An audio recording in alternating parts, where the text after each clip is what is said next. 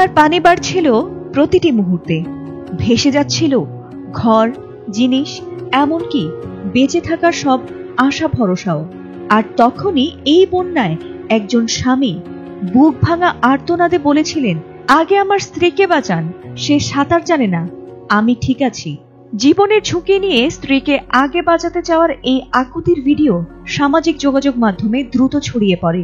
চীনের উত্তরাঞ্চলীয় শানসি প্রদেশে ঘটে যাওয়া এই ঘটনা এখন কোটি মানুষের হৃদয় ছুঁয়ে গেছে। চীনের সংবাদ মাধ্যম সাউথ চায়না মর্নিং পোস্টের বরাতে এই খবর জানানো হয়েছে। প্রতিবেদনে বলা হয়, ঘটনাটি চীনের উত্তরাঞ্চলীয় প্রদেশ শানসির।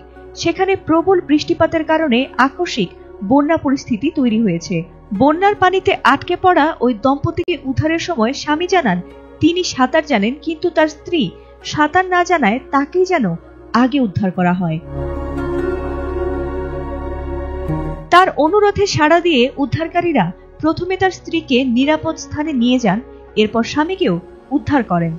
তীরে পৌঁছেই আবেগাপ্লুত হয়ে স্বামী স্ত্রী একে অপরকে জড়িয়ে ধরে কান্নায় ভেঙে পড়েন।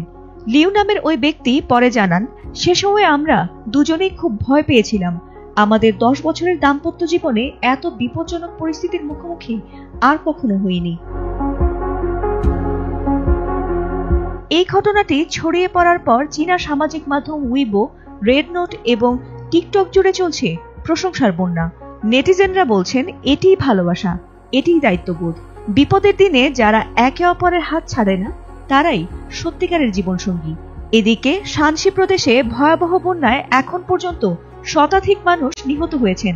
তবে জীবনের ঝুঁকি নিয়ে স্ত্রীকে আগে বাঁচাতে চাওয়ার এই দৃশ্য ভালোবাসা, মানবতা আর দায়িত্ববোধের এক অনন্য উদাহরণ হয়ে উঠেছে পুরো বিশ্বে।